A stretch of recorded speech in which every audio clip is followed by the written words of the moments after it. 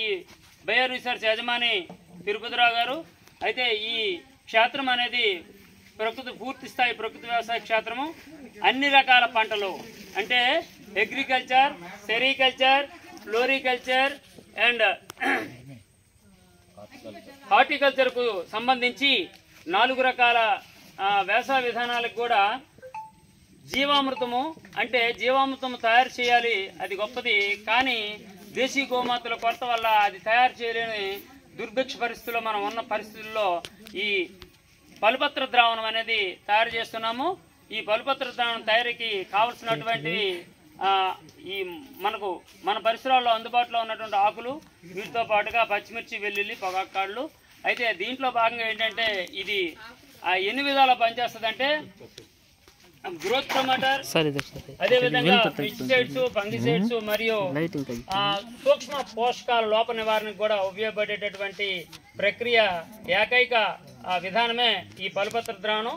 ఈ పలుపత్ర ద్రావణంలో మనం వినియోగిస్తున్నటువంటి ఆకుల వివరాలు ఒకసారి తెలుసుకుందాము.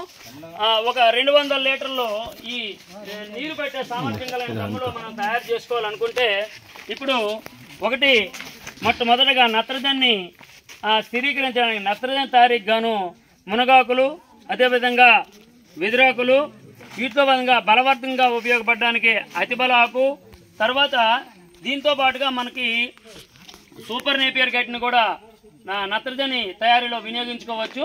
అంటే యూరియాకు ప్రత్యామ్నాయంగా వాటితో తయారు చేయొచ్చు. అదేవిధంగా చీడపీడల నివారణలో ఇక్కడ మనం వేపాకులు, జిల్లేడాకులు, అదేవిధంగా సీతాఫలాకులు, అదేవిధంగా గన్నేరాకులు, తూటికాడ అనేది వేస్తున్నాము ఈ దోమ నివారణ దాంట్లో. కానీ దీన్ని ఎక్కువ శాతము వినియోగించకుండా ఈ పలుపత్ర ద్రావణం తయారు చేసుకోవడం మంచిది. ఏదైతే వరి పంట ఉందో దాంట్లో సుడిదోమ అనేది వస్తుంది కాబట్టి దాన్ని ముందస్తుగా నివారణ కోసంగానే దీన్ని ఇక్కడ వినియోగిస్తున్నాము. అన్నిటికి పంటలకు మాత్రం ఈ యొక్క తూటుకాన్ని వినియోగించవద్దు. అదేవిధంగా మనకు తెగులు నివారణ దాంట్లో దాంట్లో మనకు ఇది మన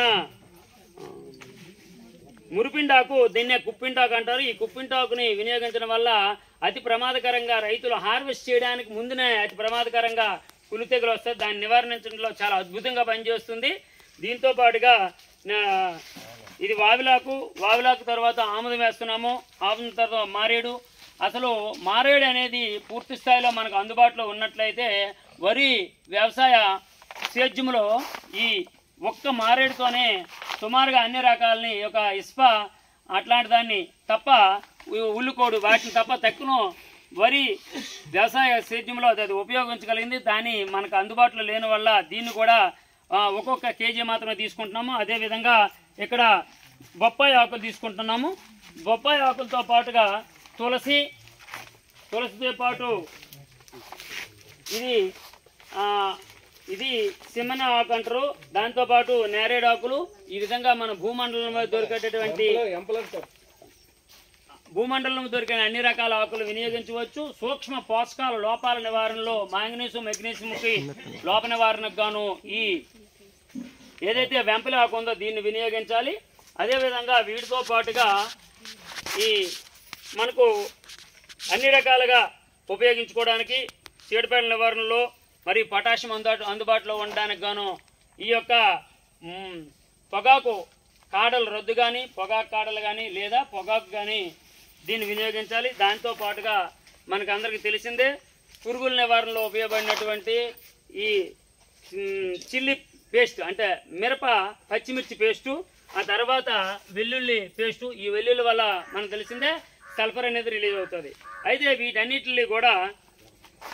అయితే వీటన్నిటిని కలిపి మనం ద్రావణం తయారు చేసిన తర్వాత వినియోగించేటప్పుడు స్టిక్కీ గమ్మింగ్ ఏజెంట్గా పనిచేయడానికి, అదేవిధంగా 17 రకాల పోషకాలు గని అయినటువంటి ఈ అలోవెరా అంటే కలబందను కూడా దీంట్లో వేస్తాము.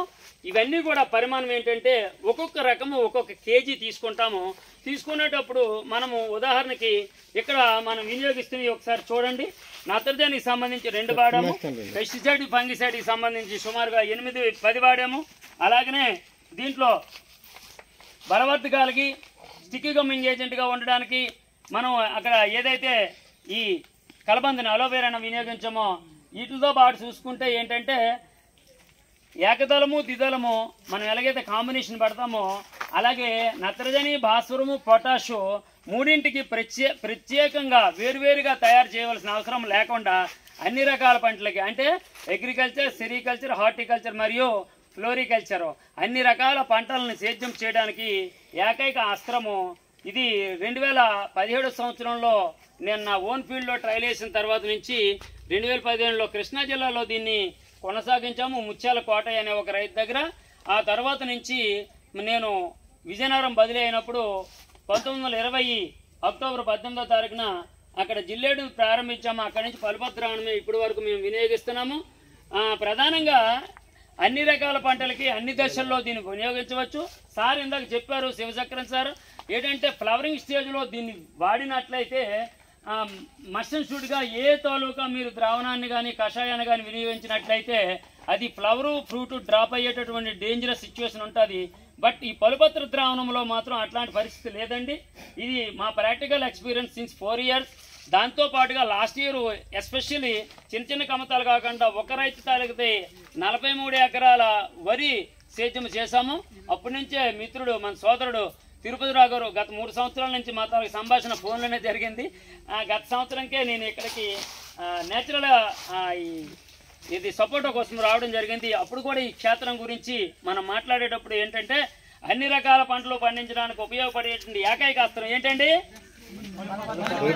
అన్ని రకాల పంటలను మనము సమర్థవంతంగా పండించుకోవడానికి ఉపయోగపడేటటువంటి ద్రావణం ఏంటి? బలపత్ర ద్రావణం ఉండగా ప్రకృతి వ్యవసాయ రైతులకు భయమేలా. కాబట్టి అందరం కూడా ఇప్పుడు ఈ డ్రమ్ములో వేసి దీన్ని సవిదిశలో ఉదయం సాయంత్రం తిప్పాలండి. కానీ అన్ని పదార్థాలు అన్ని ద్రావణాలు కషాయాలు తయారు చేస్తే ఒకసారి ఒక డ్రమ్ములో తయారు చేస్తే ఒకసారితో ఫినిష్ సార్. కానీ దీంట్లో విధానం ఏమంటే దీంట్లో ఒక విధానం ఏంటంటే ఈ రోజు వేసాము ఈ రకాల ఆకులన్నీ వేసిన తర్వాత దీని నిండా నీరు పోస్తే 150 లీటర్లు నీరు అవుతుంది. ఈ ఒక్క విషయాన్ని చాలా జాగ్రత్తగా గమనించాలి. 150 లీటర్లని మనం ఆకులుగా ఇప్పుడు వేస్తున్నాము కాబట్టి ఇది ఒక 10 రోజులు తయారవుతుంది. ఉదయం సాయంత్రం మాత్రం దీన్ని నీళ్ళలో పెట్టి గోనుపట్ట కప్పి ఉదయం సాయంత్రం కర్రతో సవిదిశలో తిప్పాలి. 10వ రోజు నాడు దీన్ని మనము వడపోసుకుంటాం. వడపోసుకున్న తర్వాత దీంట్లో యాసిటీస్గా మళ్ళీ 150 లీటర్ల నీరు వేసి ఆ తర్వాత 4 రోజులు ఉదయం సాయంత్రం మనం దీన్ని సవిదిశలో కలదిప్తే మరి ఒక 150 లీటర్లు తయారవుతాయి. మొత్తం ఎన్ని లీటర్లు తయారైంది మనకి? 300 లీటర్లు కదమ్మా. 3వసారి మనం మళ్ళా 150 లీటర్ల నీరు పోస్తాము. ఈ 150 లీటర్ల నీరు పోసేటప్పుడు అక్కడితో అది సరే అండి. అప్పుడు ఏంటంటే మళ్ళా 3 నుంచి 4 రోజులకి మళ్ళీ తయారవుతుంది మరొక 150 లీటర్లు. మొత్తం ఎన్ని లీటర్లు వచ్చింది? 450 లీటర్లు వచ్చింది. ఈ మొదటిది 150, రెండవది 150, మూడవది 150, 450 లీటర్లు. అయితే దీన్ని వినియోగించే పద్ధతి ఏమిటంటే పంట తాలూకా వయస్సు 30 రోజుల కంటే తక్కువ ఉండేటప్పుడు 5 నుంచి 6 లీటర్లు మాత్రమే వినియోగించాలి. 100 లీటర్ల నీటిలో కలిపి పిచికారీ చేయాలి. ఎకరానికని కాదండి, 100 లీటర్ల నీటిలో 5 లీటర్ల నుంచి మాక్సిమం 6 లీటర్లు వేయాలి. అదే పంట వయస్సు మీకు 1 నెల రోజులు దాటిన తర్వాత 6 నెలలదైనా సంవత్సరానిదైనా వార్షిక పంటలకైనా 10 లీటర్లు మీరు వినియోగించండి, పూర్తి స్థాయిలో సరిపోతుంది. అంటే అప్పుడు ఎంత మనకి 10 లీటర్ల లెక్కన మనం వినియోగించిన 45 ఎకరాలకి ఒకసారి మనకి ఇక్కడ ఖర్చు పెట్టి కొనవలసినవి ఏంటి? 2 కేజీల పచ్చిమిరపకాయలు, 1 కేజీ వెల్లుల్లిపాయ. ఈ రెండిట్లు కొంటే చాలు. రైతులు అవి కూడా పొగాకు రొద్దు అనేది పోను అది కూడా కొన్నాం అనుకుంటే అది ఒక 20 రూపాయలు వేసుకోండి. 2 కేజీలు అండి. ఇవన్నీ కేజీ వేస్తాము కానీ దాన్ని 2 కేజీలు ఎందుకు వేస్తామంటే ఒకవైపు చీడపేళ్ళు మరియు తెగులు కోసం మరియు పొటాష్ కూడా దాని ద్వారా అందుతుంది. 3 కెపాసిటీ మెటీరియల్ అది కాబట్టి ఈ టొబాకో తాలూకా వేస్ట్ని 2 కేజీలను వేస్తాము. కాబట్టి ఈ విధంగా వేసి సవిదిశలో తిప్పుకోవాలి. ఇది చాలా సులువైనటువంటి పద్ధతి. BRC వానర్లు కాబట్టి మీ తాలూకా వెసులుబాటును బట్టి దీన్ని తయారు చేసుకోవచ్చు. నానో మెథడ్ దీన్ని ఇప్పుడు 10 లీటర్లు వాడమన్నాము. మరలా 1 లీటరు 100 లీటర్లని కలుపుకునే పద్ధతిని మరి ఒక వీడియోలో తెలియజేసుకున్నాం. ధన్యవాదాలు. మీరు ఇదే ఆకులతో 3 సార్లు తీసుకొచ్చుకుంటున్నాం. ఏ ఇంగ్రీడియంట్స్తో? అదే 3